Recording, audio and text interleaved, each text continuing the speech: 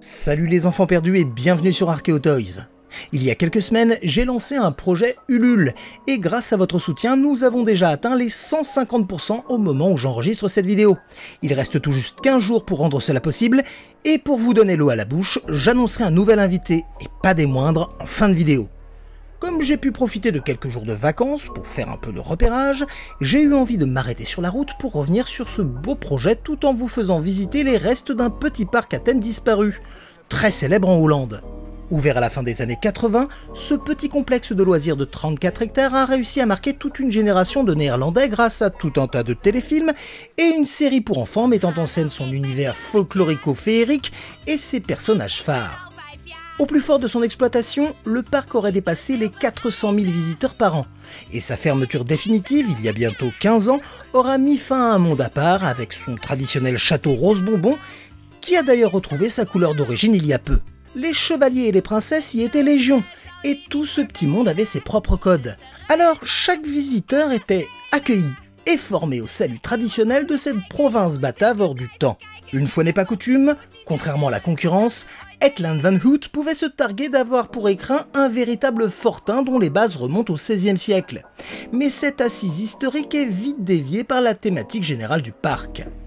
Hetland Van Hout est un petit royaume magique habité par des créatures du folklore local et dirigé d'une main de velours par le comte Van Hout et sa femme, un couple de seigneurs locaux coincés dans un XVIIIe siècle sous acide. Les employés étaient nombreux et répondaient avec plaisir aux demandes farfelues des enfants car ici, la règle était simple, les enfants commandent. Le château avait beaucoup souffert de l'épaisse couche de peinture rose qui ne permettait pas aux pierres de respirer et le nettoyage a été particulièrement long. L'intérieur a également été restauré puisque le parc n'avait pas hésité à remplacer toutes les boiseries par des papiers peints colorés. Mais pas facile de se repérer dans la végétation qui a peu à peu dévoré l'endroit ces 15 dernières années. Heureusement, je peux compter sur mon gars sûr William Pillet, que certains d'entre vous connaissent déjà pour l'avoir vu dans le Curry Club ou chez le Joueur du Grenier, ou sur scène dans les cabarets brumeux et autres salles de stand-up. Un parfait Sherpa. Donc en gros, là on contourne, et il faut qu'on prenne l'extrême à droite. Ouais, je pense que par là. Certains vestiges sont reconnaissables entre mille. Nous allons donc tenter de faire un petit tour. Toutefois, il est difficile de comprendre Hetland Van Hout sans parler de son créateur et démiurge, le très moustachu Marc Tamigno. Car celui qui n'était à la base qu'un marketeur a fait ses armes dans l'un des plus grands parcs d'attractions d'Europe, situé à quelques kilomètres de là, j'ai nommé Efteling. Trop méconnu en France, où Mickey, Astérix et Fifi de Villiers trustent les premières places des études d'opinion, Efteling est pourtant l'un des plus anciens parcs d'attractions modernes toujours en activité. Ouvert en 1955 par une brochette de religieux hollandais, il a fondé sa réputation grâce à la Forêt des Contes, un ensemble d'automates avec tout un tas de créatures sorties de livres pour enfants. Si l'affaire s'est peu à peu enrichie au fil des saisons, le parc doit attendre 1980 pour voir pousser son premier roller coaster, le Python. Toujours en activité aujourd'hui, est tellement populaire qu'il a même eu droit à une glace à son nom. Mais les pères d'Efteling commencent à se faire vieux. Il leur faut trouver un successeur.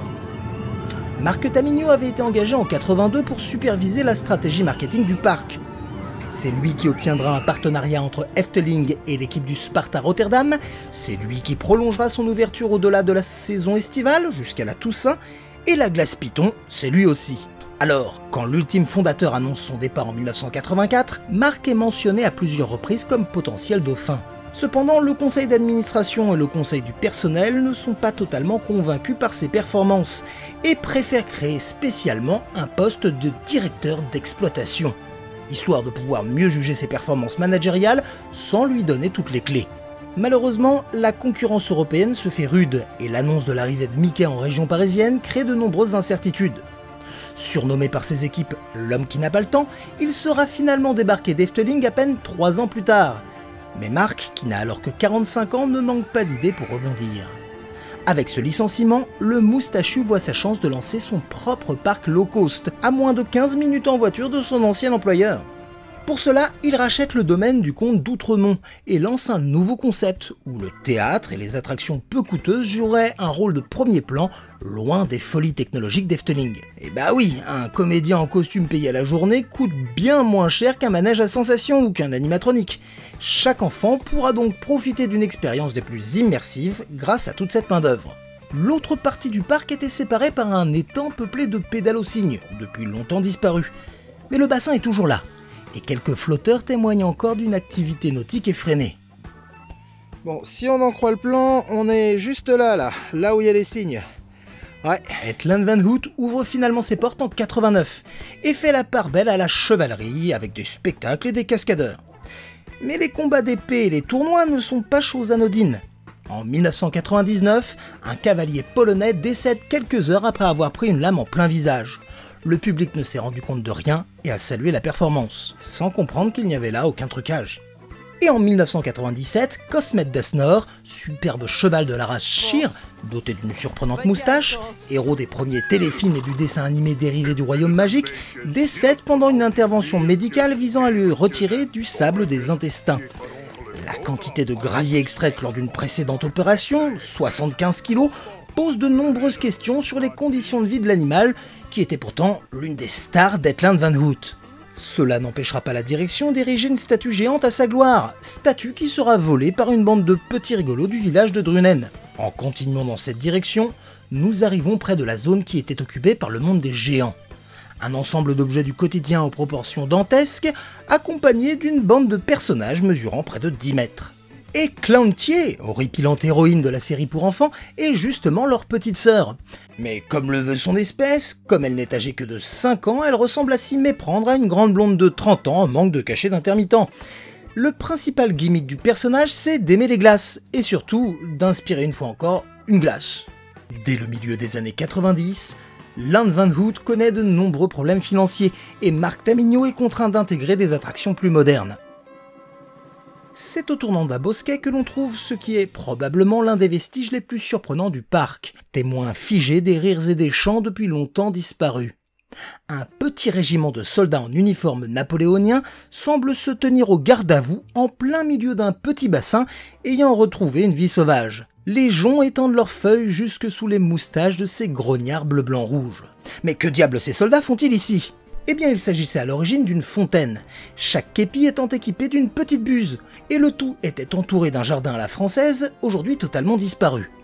La légende raconte que lorsque Napoléon a voulu marcher à travers Hetland Van Hout avec son armée lors de la prise du royaume de Hollande, ces grognards ont été purement et simplement transformés en statues lorsqu'ils ont tenté de passer ces canaux.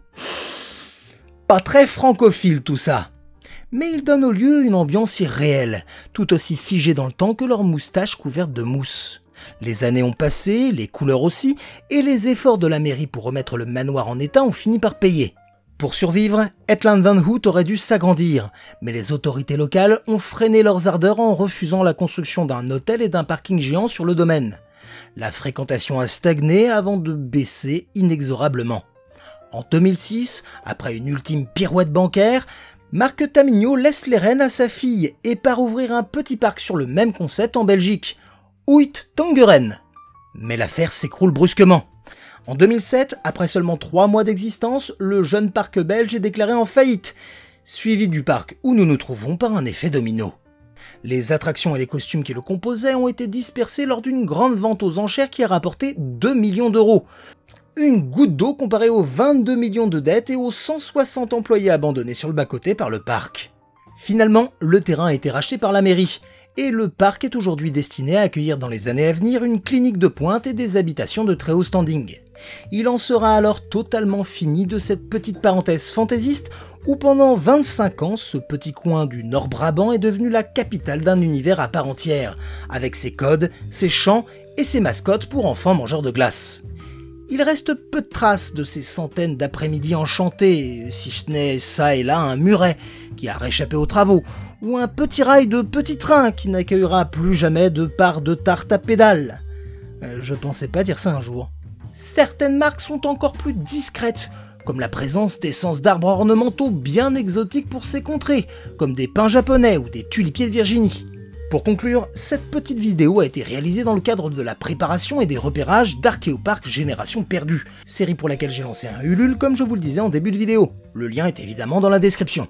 Il ne s'agit pas d'un pilote à proprement parler, et il n'intégrera pas la série en tant que telle puisqu'il ne reflète pas encore l'amélioration technique, narrative et matérielle que ce financement participatif va nous permettre. Mais ce cadre fabuleux était une excellente excuse pour revenir sur ce projet qui me tient particulièrement à cœur. Tous les mois, vous pourrez me suivre dans un parc d'attractions disparu en compagnie d'un camarade vidéaste. Parmi les premiers noms que j'ai pu vous révéler au fil des paliers sur les réseaux sociaux, il y a l'incroyable Benzaï, l'extraordinaire Zeb, le fantastique Nota Bene, le délicieux Monsieur Méa, ainsi que les inénarrables Bolché Geek et la petite voix. La principale contrepartie, celle dont je suis le plus fier, c'est un livre, écrit et édité pour l'occasion. Mélange de cahiers de bord, de manuel des castors juniors et de guides touristiques de lieux fantômes. Chaque vidéo étant l'occasion de compiler un maximum de documents et d'infos sur chaque parc. Vous aviez été très nombreux à apprécier mon premier ouvrage, Made in Toys, sorti chez Huggin & Munin, et je suis certain que ce nouveau titre, en version ultra limitée, fera merveille dans votre bibliothèque. Il y en aura pour toutes les bourses, avec également un ex-libris, des dessins originaux de mon pote Lapus, l'homme derrière Putain de Chat et les scénarios BD des Mignons ou de Game of Thrones, une Tortue Ninja façon Musclor custom en édition ultra limitée réalisée par Master Toxic Panda et même un pins exclusif, un t-shirt ou un sac banane. J'avais prévu initialement 6 parcs au cas où nous atteindrions les 100%, et j'ai déjà pu ajouter 2 vidéos supplémentaires grâce à votre soutien grandissant. Si nous dépassons les 200%, nous pourrons vous proposer une saison en 10 épisodes, et si nous allons au-delà, nous aurons tout le loisir d'offrir en bonus des contreparties supplémentaires pour tous les participants. Le rêve étant de pouvoir éditer des coffrets Blu-ray, une boule à neige ou une bande originale, même si cela implique de passer encore quelques paliers. Évidemment, les autres formats sur la chaîne ne seront pas oubliés et se feront plus réguliers avec une diffusion hebdomadaire. Il reste 10 grosses journées pour rendre cela possible, et pour vous remercier d'être resté jusqu'au bout de cette vidéo, j'en profite pour vous annoncer un nouvel invité, et pas des moindres, puisqu'il s'agit de Seb, du joueur du grenier. Merci à lui d'avoir accepté de participer à cette belle aventure, qui, j'en suis sûr, vous fera rêver tout autant que moi. Bon bah, je me donne le mot de la fin. Romain, un truc à dire ?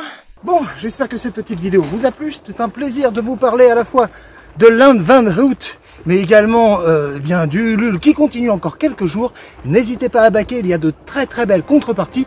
Allez, à très vite, et en attendant, n'oubliez pas que vous avez été des enfants.